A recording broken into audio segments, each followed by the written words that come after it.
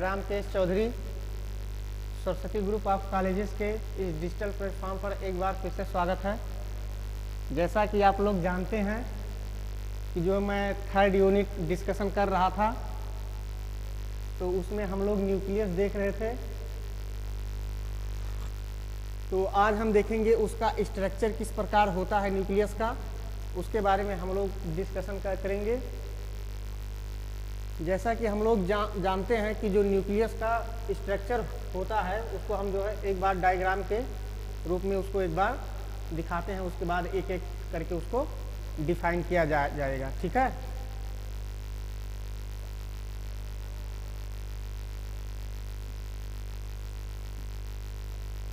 तो उसका हम लोग डायग्राम पहले बना लेते हैं।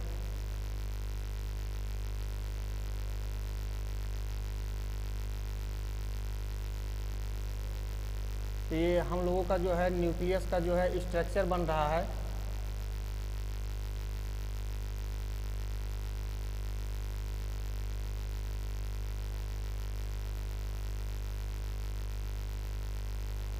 तो ये जो है न्यूक्लियस का जो है स्ट्रक्चर कुछ इस प्रकार होता है और इसका जो नॉमेनक्लेचर है वो हम लोग एक एक करके जो है इसको डिफाइन कर रहे हैं। जैसे कि इसमें जो होता है क्रोमैटिन फाइबर होता है अंदर,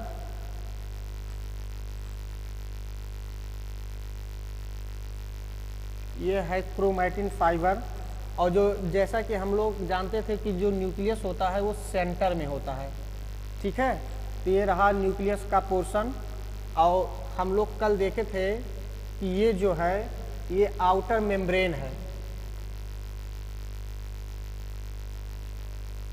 आउटर मेम्ब्रेन।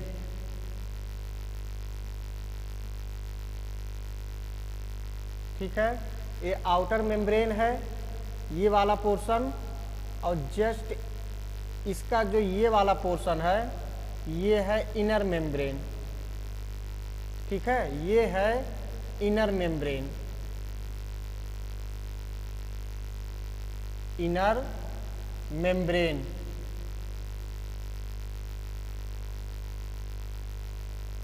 ये क्या है? Inner membrane. और ये जो पोर्शन दिख रहा है ये है न्यूक्लियोपोर, न्यूक्लियर पोर।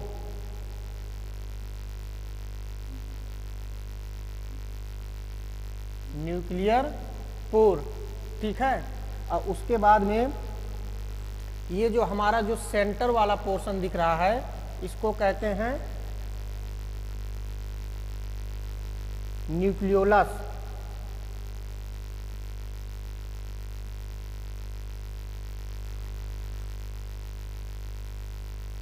न्यूक्लियोलस कहने का मतलब ये हुआ कि ये जो आपको जो पूरा स्ट्रक्चर दिख रहा है ये है न्यूक्लियस, और न्यूक्लियस के अंदर पाया जाता है न्यूक्लियोलस।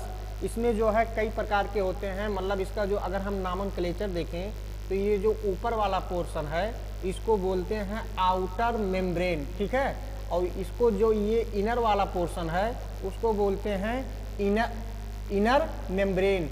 ये है न्यूक्लियोपोर। न्यूक्लियोपोर क्या होता है? जो इसमें साइटोप्लाज्म यानी कि जो अंदर इसमें आरबीसी है और क्या है राइबोसोम है, तो इसका जो है आदान प्रदान इसके द्वारा क्या होता है। ठीक है, और ये क्या क्या है? ये है न्यूक्लियोलस। ठीक है, उसके बाद जो है एक एक करके हम लोग देखते हैं।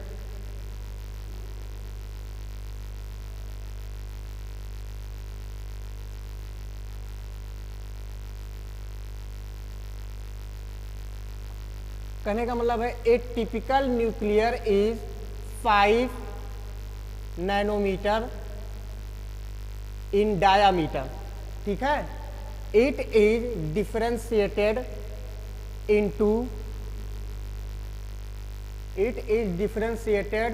इनटू 5 पार्ट इज, मतलब इसको 5 पार्ट में इसको क्या किया गया है?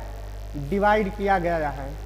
ठीक है, तो 5 पार्ट में जो डिवाइड हुआ है वो हम एक एक करके देखेंगे।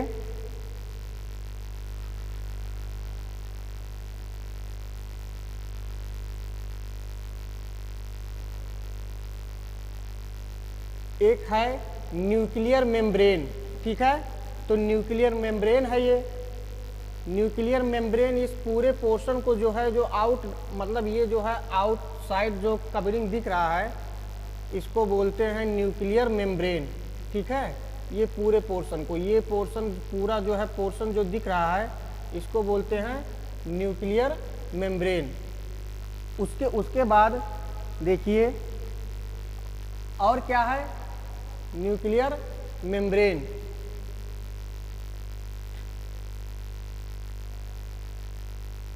उसके बाद जो है न्यूक्लियर पोर। न्यूक्लियर पोर,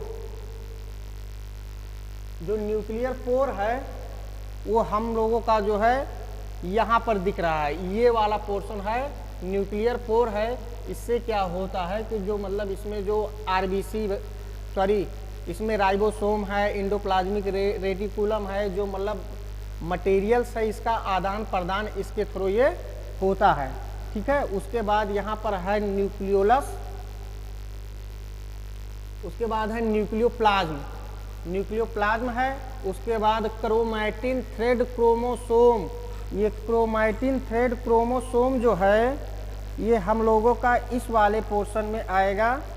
इसको हम लोग बोलते हैं chromatin thread chromosome. Chromatin thread chromatin thread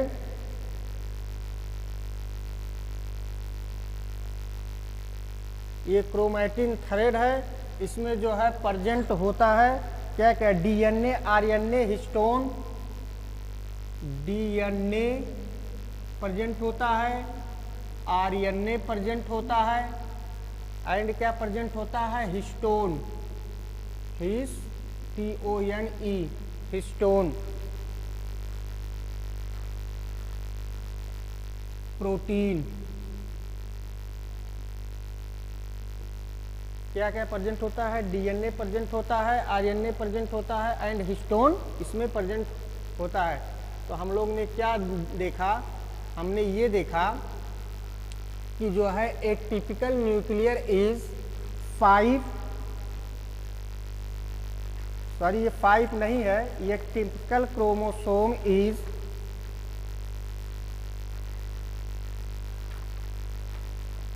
5 to 25।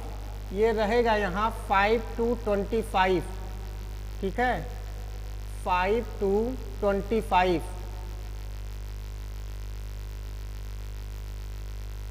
ये रहेगा 5 to 25, ठीक है, 5 to 25 माइक्रोमीटर।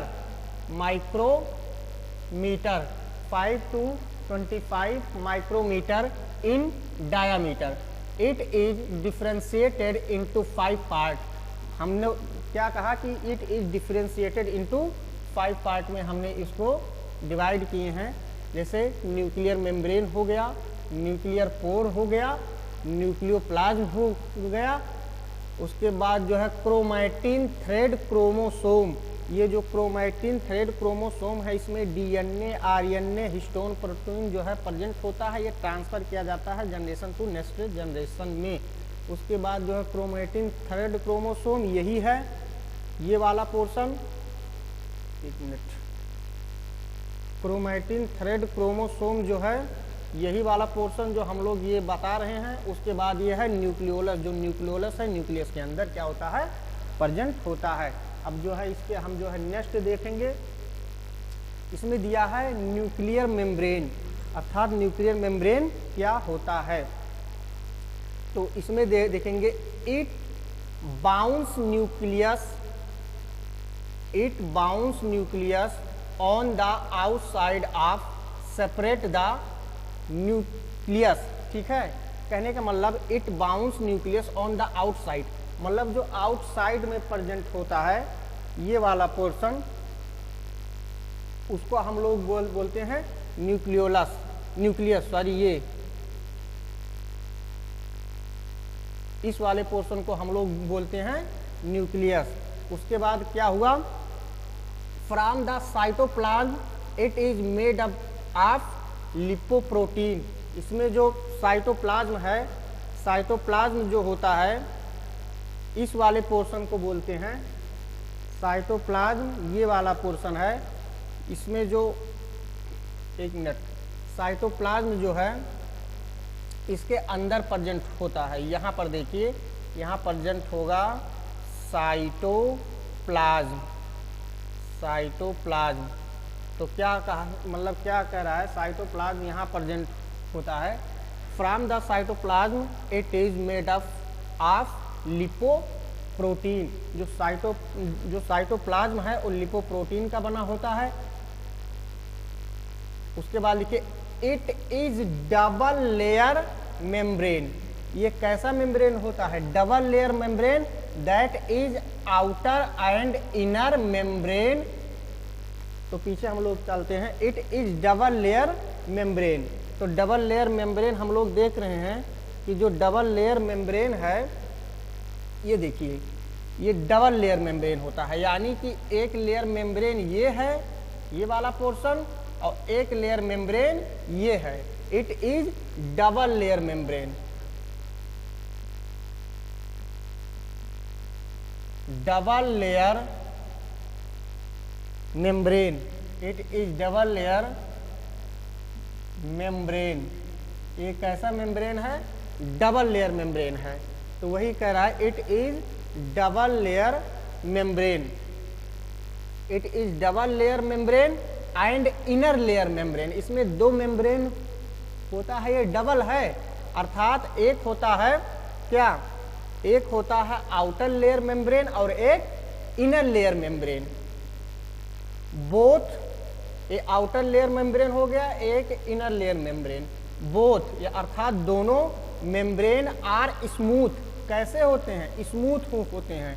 मतलब जो दोनों मेम्ब्रेन होते हैं, डबल लेयर मेम्ब्रेन और इनर लेयर मेम्ब्रेन, वो मेम्ब्रेन के कैसे होते हैं? स्मूथ, मतलब चिकना होते हैं।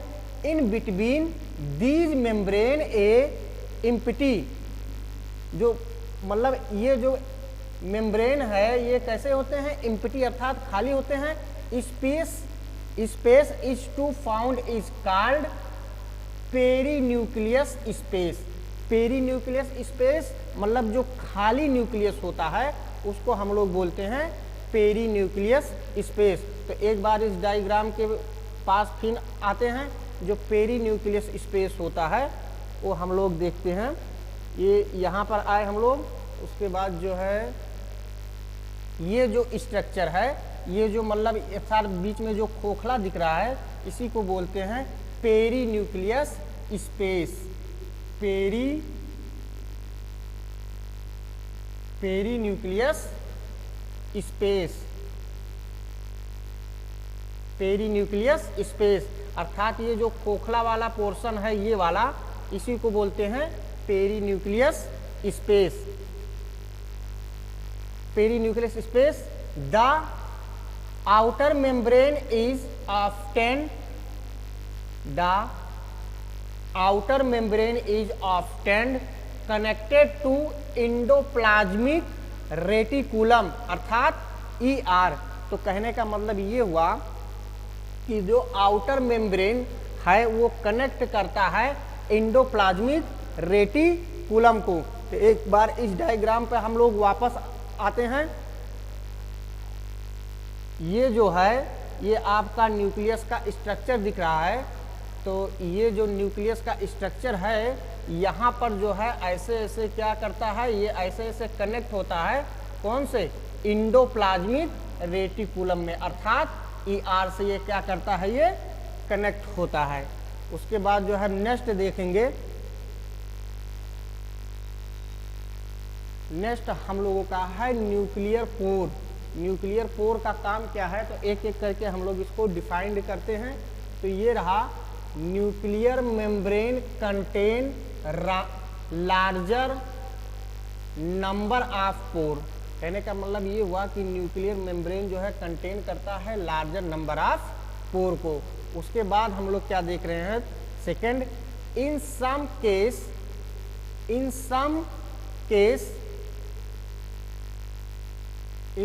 केसेस ये जो है हटा दीजिए। In some cases 10% of the membrane is occur by pore. कहने का मतलब ये हुआ कि इस प्रकार के केसेस में 10% ऑफ द मेम्ब्रेन किसमें पाया जाता है, न्यूक्लियर पोर में, अर्थात मेम्ब्रेन इज अकर बाई पोर, जो उसका मेम्ब्रेन होता है उसमें पोर जो पाए जाते हैं वो 10% होता है। उसके बाद जो है नेक्स्ट देखिए लाइन, उसके बाद जो नेक्स्ट है line control the passes of material to the inside और outside of the nucleus what is RNA ribosome protein ETC. कहने का मतलब ये हुआ कि जो पास किया जाता है न्यूक्लियर पोर के थ्रू मटेरियल, वो इनसाइड मतलब इनसाइड और आउटसाइड, जो उसका जो ये वाला पोर्शन था, ये वाला इनसाइड और आउटसाइड यहाँ पर होता है न्यूक्लियर पोर, उसी के थ्रू क्या किया जाता था, पास किया जाता था। उसमें क्या क्या थे, आरएनए राइबोसोम प्रोटीन ईटीसी। ठीक है, उसके बाद हम लोग नेक्स्ट देखते हैं। नेक्स्ट जो है हमारा न्यूक्लियोप्लाज्म। ये न्यूक्लियोप्लाज्म क्या होता है उसके बारे में हम लोग क्या करते हैं, डिस्कशन करते हैं। तो न्यूक्लियोप्लाज्म जो है it is transparent, it is transparent semi fluid and rounded in shape.